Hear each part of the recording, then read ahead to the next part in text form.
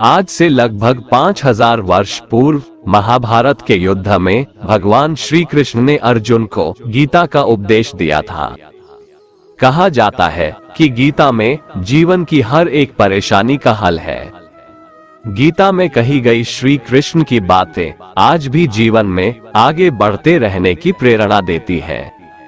ऐसे में किसी भी परेशानी का हल पाने और जीवन में सफलता पाने के लिए गीता की कुछ बातों का ध्यान रखना चाहिए। श्रीमद् भगवत गीता सिर्फ एक धर्म के लिए नहीं है, बल्कि इसे धरती के हर इंसान को पढ़ना और समझना चाहिए, ताकि वो अपनी जिंदगी में सुख, शांति और सफलता को प्राप्त कर सके।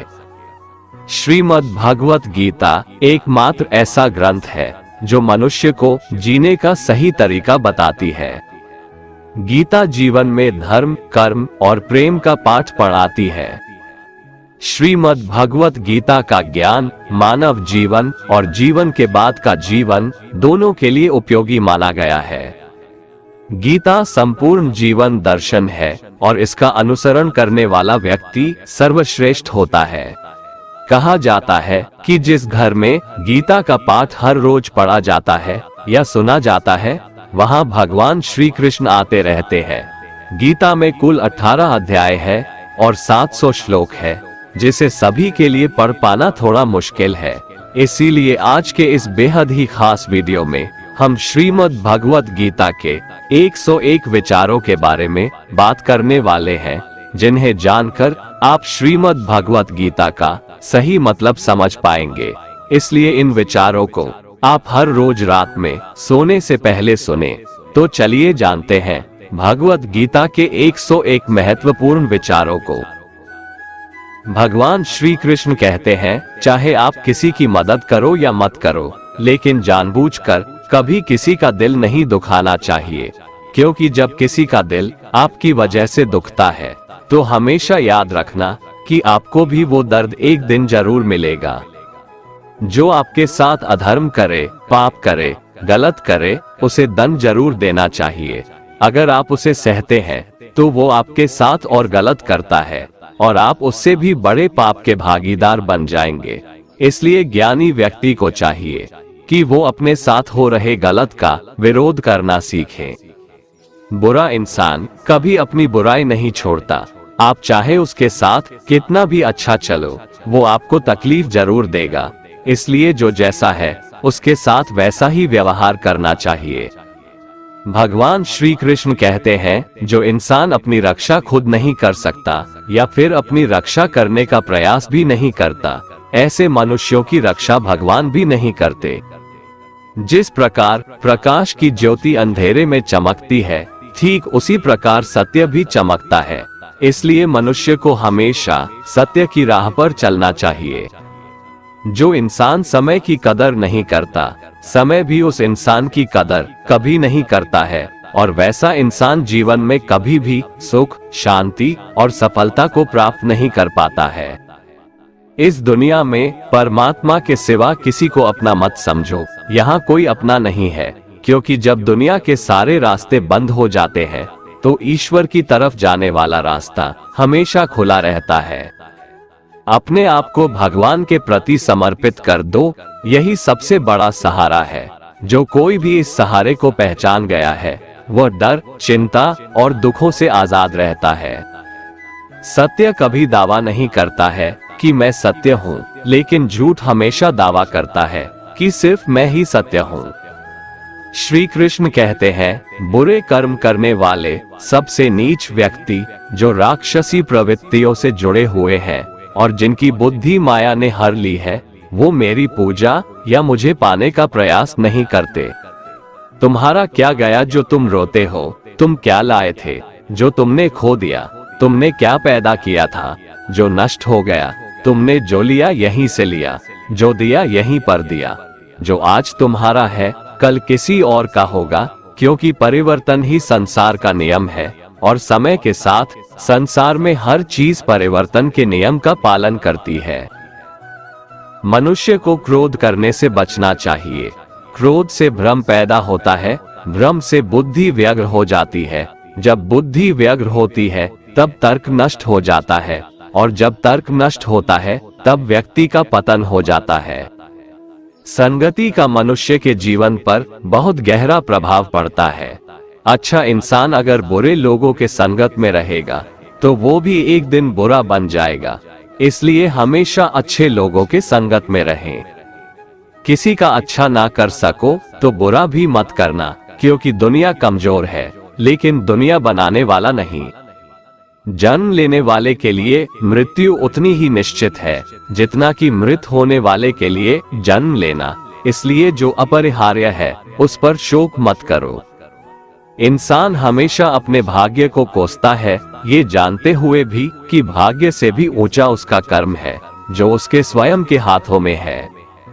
इस संपूर्ण संसार में कोई भी व्यक्ति महान नहीं जन्मा होता है, बल्कि उसके कर्म उसे महान बनाते हैं। गीता में कहा गया है, कोई भी अपने कर्म से भाग नहीं सकता, कर्म का फल मनुष्य को भुगतना ही पड़ता है। सदैव संदेह करने वाले व्यक्ति के लिए प्रसन्नता ना इस लोक में है ना ही परलोक में, इसलिए संदेह करने से बचें। किसी भी व्यक्ति को ना तो समय से पहले और ना ही भाग्य से अधिक कुछ मिलता है, लेकिन उसे पाने के लिए सदैव प्रयत्नशील रहना चाहिए। मनुष्य अपने हृदय से जो दान कर सकता है वो अपने हाथों से नहीं कर सकता, और मौन रहकर जो कुछ वो कह सकता है वो शब्दों से नहीं कह सकता। मन पर नियंत्रण रखना जरूरी है। मनुष्य का मन वायु की तरह चंचल है। यह मन ही है जो मनुष्य को काम वासनाओं की तरफ भटकाता रहता है। अगर जीवन को सफल बनाना है तो मन पर काबू करना बहुत जरूरी है।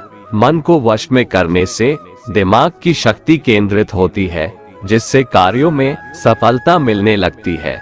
गीता के अनुसार जिस व्यक्ति ने अपने मन पर काबू पा लिया वह मन में पैदा होने वाली बेकार की चिंताओं और इच्छाओं से भी दूर रहता है। साथ ही व्यक्ति अपने लक्ष्य को भी आसानी से प्राप्त कर लेता है। अगर मन को वश में नहीं करोगे तो वह तुम्हारा सबसे बड़ा शत्रु बन जाएगा। न तो ये शरीर तुम्हारा है और न ही तुम इस शरीर के मालिक हो। ये शरीर 5 तत्वों से बना है, आग, जल, वायु, पृथ्वी और आकाश। एक दिन ये शरीर इन्हीं 5 तत्वों में विलीन हो जाएगा। जिंदगी में हम कितने सही हैं और कितने गलत हैं, ये केवल 2 लोग जानते हैं, एक परमात्मा और दूसरी हमारी अंतरात्मा। कभी भी किसी भी चीज की अति नहीं करनी चाहिए। कोई भी चीज हद से ज्यादा मत करना। किसी से प्रेम या नफरत भी हद से ज्यादा मत करना, क्योंकि किसी भी चीज की अति आपको ही नुकसान पहुंचाएगी। इसलिए जीवन को संतुलन के साथ जीना चाहिए। सही कर्म वह नहीं है जिसके परिणाम हमेशा सही हो, अपितु सही कर्म वह है जिसका उद्देश्य कभी गलत ना हो। इस दुनिया में हारे हुए इंसान की, तकलीफ में पड़े हुए इंसान की कोई मदद नहीं करता, और अगर कोई इंसान थोड़ा सा सफल हो जाए तो उससे कोई खुश नहीं होता।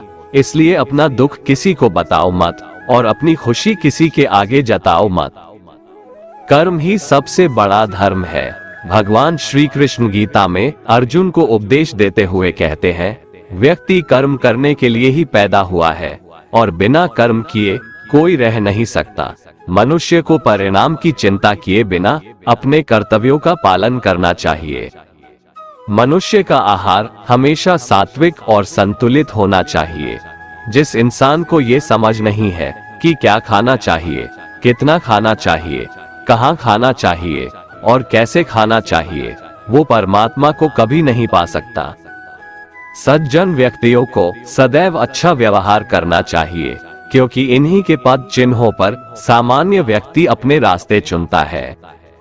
तन की सुंदरता मन को आकर्षित करती है, जबकि स्वभाव की सुंदरता हृदय को आकर्षित करती है। इसीलिए मनुष्य का स्वभाव हमेशा निर्मल होना चाहिए।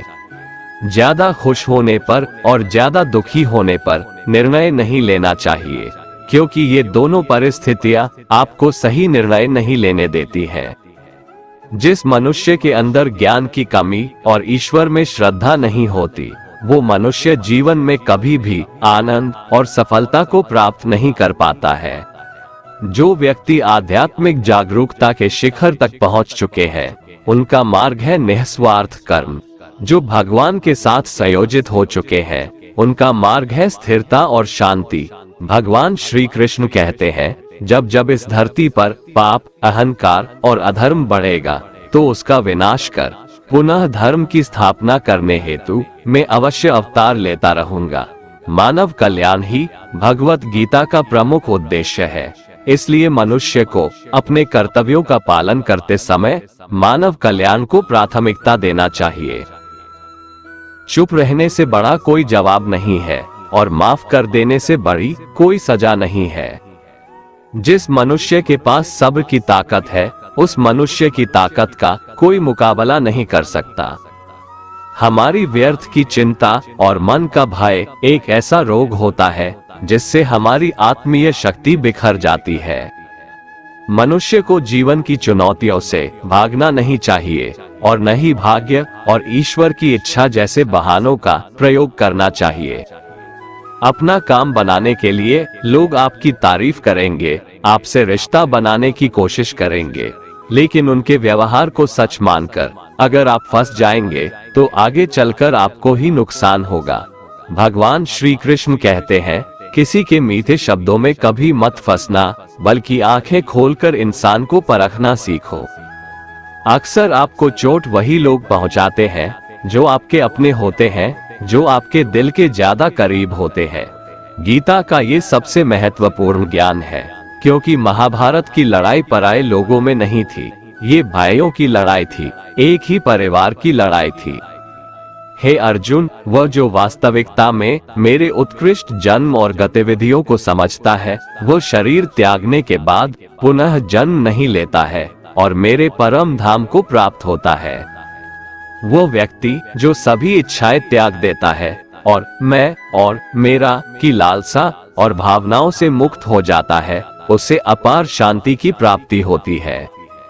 जो बीत गया उस पर दुख क्यों करना, जो है उस पर अहंकार क्यों करना, और जो आने वाला है उसका मोह क्यों करना। ईश्वर से किए गए प्रार्थना से इंसान की परिस्थिति या तकदीर बदले या ना बदले, पर उस प्रार्थना से इंसान के चरित्र में जरूर बदलाव आता है। कौन क्या कर रहा है, कैसे कर रहा है और क्यों कर रहा है, इन सब से आप जितना दूर रहेंगे उतना ही खुश रहेंगे। भगवान श्री कृष्ण कहते हैं, मैं ऊष्मा देता हूँ, मैं वर्षा करता हूँ और रोकता भी हूँ, मैं अमरत्व भी हूँ और मृत्यु भी। मेरे लिए ना कोई घृणित है ना प्रिय, किंतु जो व्यक्ति भक्ति के साथ मेरी पूजा करते हैं वो मेरे साथ है और मैं भी उनके साथ हूँ। ईश्वर की शक्ति मनुष्य के होश, भावनाएं और मन की गतिविधियों के माध्यम से सदा उसके साथ रहती है। सब धर्मों का परित्याग करके तुम एक मेरी ही शरण में आओ, मैं तुम्हें समस्त पापों से मुक्त कर दूंगा। तुम शोक मत करो। पछतावा अतीत नहीं बदल सकता और चिंता भविष्य नहीं संवार सकती। इसलिए वर्तमान का आनंद लेना ही जीवन का सच्चा सुख है। श्री कृष्ण कहते हैं, जो तुम्हारा साथ देता है तुम उसका साथ दो, जो तुम्हें धोखा देता है तुम उसे त्याग दो। जिस जगह आपका सम्मान नहीं हो वहां पर कभी जाना नहीं चाहिए, वरना लोग आपको कमजोर और बेवकूफ समझेंगे। जहां बारिश ना हो वहां फसल खराब हो जाती है और जहां संस्कार ना हो वहां नस्ल भी खराब हो जाती है। जो लोग ये कहते हैं मेरे पास वक्त नहीं है, असल में उनके खास रिश्तों की गिनती में आपका नाम ही नहीं है। बात इतनी मधुर रखो कि कभी वापस भी लेनी पड़े तो आपको कड़वी न लगे। खुद में थोड़ा स्वाभिमान होना जरूरी है, वरना लोग आपको वहां भी दबाने की कोशिश करेंगे जहां आपका अधिकार है। जब तक तुम अपने आप से नहीं हार जाओ तब तक दुनिया की कोई ताकत तुम्हें हरा नहीं सकती है। जीवन में कभी वो मत करो जो लोग करते हैं, हमेशा वही करो जो तुम्हारे लिए सही है। मनुष्य जिस रूप में ईश्वर को याद करता है, ईश्वर भी उसे उसी रूप में दर्शन देते हैं। जो चीजें हमारे दायरे से बाहर हो उसमें समय गंवाना मूर्खता ही होगी। इतिहास कहता है कि कल सुख था, विज्ञान कहता है कि कल सुख होगा। लेकिन धर्म कहता है अगर मन सच्चा और दिल अच्छा हो तो हर रोज सुख होगा। माफ करना और शांत रहना सीखिए, ऐसी ताकत बन जाओगे कि पहाड़ भी रास्ता देंगे। ईश्वर ने हमें जो कुछ भी दिया है वही हमारे लिए पर्याप्त है और यही एक अटल सत्य भी है। कमजोर तुम नहीं, तुम्हारा वक्त है और वक्त सबका बदलता है। तुम बस अपना कर्म करते जाओ। जिसने कभी संकट नहीं देखा उसे अपनी ताकत का कभी एहसास नहीं होगा। जो दूसरों की तकलीफों को समझते हैं, जिनमें दया है, जो दिल से अच्छे हैं, उन्हें दोबारा जन्म नहीं लेना पड़ता है। किसी को कुछ देकर घमंड मत कर, क्या पता तू दे रहा है या पिछले जन्म का कर्ज चुका रहा है। घमंडी मनुष्य का वंश, वैभव और प्रतिष्ठा तीनों ही चले जाते हैं। विश्वास ना हो तो रावण, कौरव और कंस को देख लो। किसी पर विश्वास करना हो तो उनकी बातों पर नहीं, उनकी हरकतों पर ध्यान दो। गुस्से के वक्त थोड़ा रुक जाने से और गलती के वक्त थोड़ा झुक जाने से जिंदगी और भी आसान हो जाती है। भगवान श्री कृष्ण कहते हैं जो मनुष्य मुझे जान लेता है वह जन्म मरण के बंधनों से मुक्त हो जाता है। केवल ज्ञान ही एक ऐसा अक्षय तत्व है जो कहीं भी, किसी भी अवस्था में और किसी भी काल में मनुष्य का साथ नहीं छोड़ता।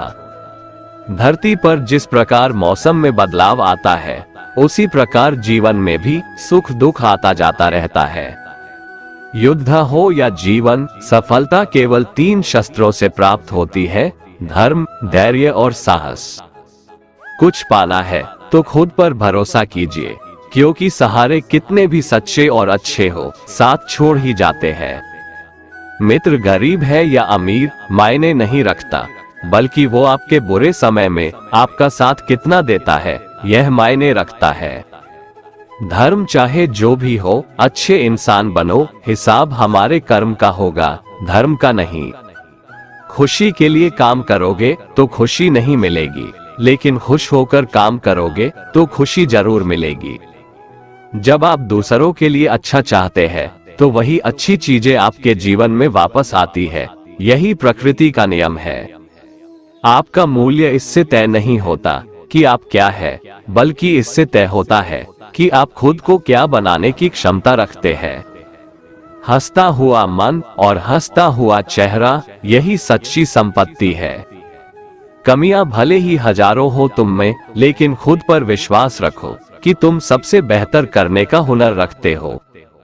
जितना इंतजार वो आपसे करवा रहा है, समय आने पर वो इतना देगा कि संभाल भी नहीं पाओगे। कोई आपका साथ ना दे तो निराश मत होना, क्योंकि परमात्मा से बड़ा हमसफर कोई नहीं होता। यदि किसी भूल के कारण कल का दिन दुख में बीता तो उसे याद कर आज का दिन व्यर्थ ना करें। जो भाग्य में है वो भाग कर आएगा और जो भाग्य में नहीं है वो आकर भी भाग जाएगा। जैसे हवा के झोंके नाव को भटका देते हैं, वैसे ही मनुष्य की इच्छाएं बुद्धि को भटका देती है।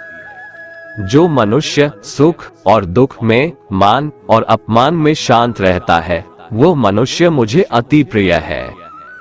ये संसार मेरी ही माया है, ये संसार मुझसे ही उत्पन्न हुआ है।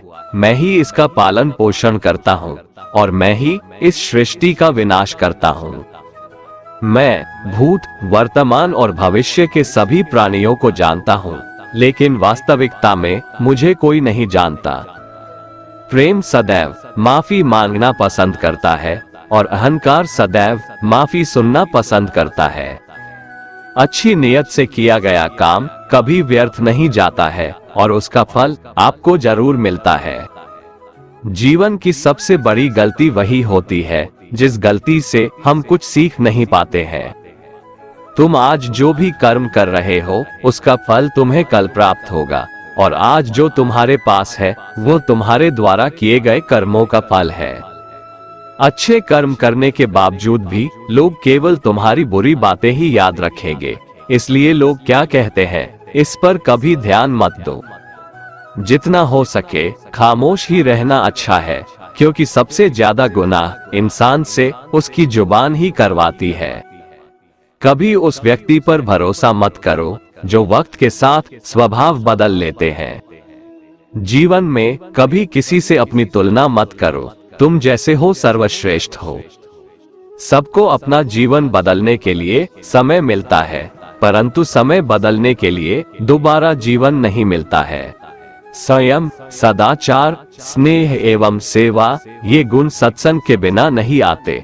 जो होने वाला है वो होकर रहता है, और जो नहीं होने वाला है वह कभी नहीं होता। ऐसा निश्चय जिनकी बुद्धि में होता है उन्हें चिंता कभी नहीं सताती है। जो मनुष्य श्रद्धा भाव से मेरी भक्ति करता है, मैं उसे वो हर चीज देता हूँ जो उसके पास नहीं है, और जो उसके पास है मैं उसकी रक्षा भी करता हूँ। जो मनुष्य भगवत गीता को पढ़कर उस पर अमल करता है, उसके सारे दुष्कर्मों का प्रभाव समाप्त हो जाता है। दोस्तों, अगर आपको हमारा ये वीडियो पसंद आया तो कमेंट में जय श्री राधे कृष्ण लिखें, और ऐसे ही प्रेरणादायक वीडियो देखने के लिए हमारे चैनल को सब्सक्राइब कर लें। जय श्री राधे कृष्ण। यदि कोई साधक किसी कारणवश अपनी साधना में सफल नहीं हो पाता, तो भगवान उसकी अधूरी साधना पूरी करने के लिए फिर से शुद्ध श्रीमंतों के घर में जन्म देते हैं। हे धनंजय, मेरे सिवाय इस जगत का कोई दूसरा कारण नहीं हो सकता। मैं ही इस संपूर्ण संसार का महाकारण हूँ। जैसे मोती सूत के धागे की माला में पिरोए हुए होते हैं, वैसे ही यह संपूर्ण जगत मुझ में ही ओतप्रोत है। ये संसार मुझसे ही उत्पन्न होता है, मुझ में ही स्थित रहता है और मुझ में ही लीन हो जाता है। कहने का तात्पर्य यह है कि भगवान के सिवाय संसार की स्वतंत्र सत्ता नहीं है। सत, रज और तम, इन तीनों गुणों से युक्त मेरी माया को पार कर पाना असंभव है। मनुष्य मेरी इस माया में चिपके रहते हैं और भोग संग्रह की इच्छा छोड़ नहीं पाते। मनुष्य अपने को कभी सुखी और कभी दुखी, कभी समझदार और कभी बेसमझ, कभी निर्बल और कभी बलवान आदि मानकर मेरी इस माया में तल्लीन रहते हैं। परंतु जो मनुष्य मेरे शरणागत हो जाते हैं, वे मेरी इस माया को आसानी से पार कर जाते हैं, क्योंकि उनकी दृष्टि केवल मेरी तरफ रहती है। वे मेरी माया में नहीं फंसते। हे भरत श्रेष्ठ अर्जुन, पवित्र कर्म करने वाले मेरे 4 प्रकार के भक्त मेरा स्मरण करते हैं। पहला है आर्त भक्त, अर्थात दुख से निवृत्ति चाहने वाले भक्त। दूसरा है अर्थार्थी भक्त, अर्थात धन संपदा चाहने वाले भक्त। तीसरा है जिज्ञासु भक्त, अर्थात केवल मुझे जानने की इच्छा वाले भक्त। और चौथा है ज्ञानी भक्त, अर्थात मुझे ज्ञान सहित जानने वाले भक्त। आइए इसको थोड़ा समझ लें। आर्त भक्त वो है जो प्राण संकट आने पर संकट दूर करने के लिए केवल भगवान को पुकारते हैं, कष्ट का निवारण केवल भगवान से ही चाहते हैं, दूसरे किसी से नहीं। वे आर्त भक्त कहलाते हैं। आर्त भक्तों में द्रौपदी और गजेंद्र का दृष्टांत ठीक नहीं लगता है, क्योंकि इन दोनों ने अपनी रक्षा के लिए अन्य उपायों का भी सहारा लिया था। चीर हरण के समय जब तक द्रौपदी भीष्म पितामह और 5 पांडवों पर भरोसा करती रही, तब तक वह रोती बिलखती और कष्ट पाती रही। परंतु जब सब सहारा छोड़कर अनन्य भाव से प्रभु को पुकारा, तब प्रभु ने उसकी लाज बचाई। ऐसे ही गजेंद्र ने जब तक दूसरे हाथियों और हथिनियों का सहारा लिया, अपने बल का सहारा लिया, तब तक वह कई वर्षों तक ग्राह से लड़ता रहा और दुख पाता रहा। सब सहारा छूटने के बाद जब उसने ओम नमो भगवते कहकर हरि को पुकारा, तब भगवान ने तुरंत आकर ग्राह का मुंह फाड़ दिया और गजेंद्र का उद्धार किया। आर्त भक्तों में अभिमन्यु की पत्नी उत्तरा का दृष्टांत सही लगता है, कारण कि जब उस पर आफत आई तब उसने भगवान श्री कृष्ण के सिवाय किसी दूसरे उपाय का सहारा नहीं लिया। उसने सीधे भगवान से निवेदन किया। उसने श्री भगवान से कहा कि हे जगतपति, ये दहकता हुआ अश्वत्थामा का बाण मेरे गर्भ को नष्ट करने के लिए दौड़ा आ रहा है, मेरी रक्षा करे।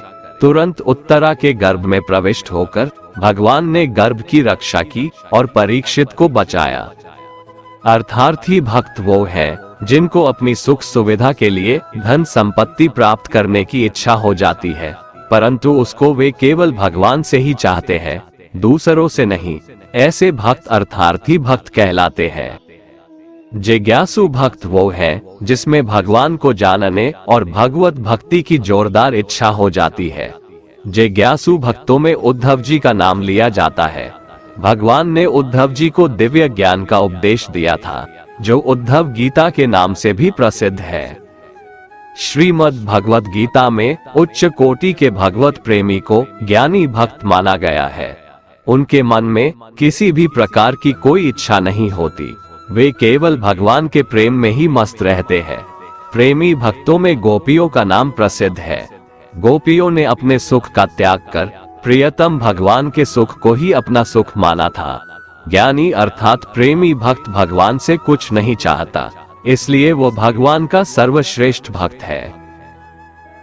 जो मनुष्य मुझसे परम प्रेम करके इस परम रहस्य युक्त गीता शास्त्र को मेरे भक्तों में कहेगा, वो मुझको ही प्राप्त होगा, इसमें कोई संदेह नहीं है।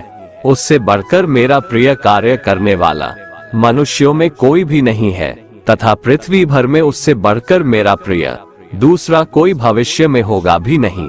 जो मनुष्य श्रद्धायुक्त दोषों से रहित होकर इस गीता शास्त्र का श्रवण भी करेगा, वह भी सभी पापों से मुक्त होकर मेरे परम धाम को प्राप्त होगा।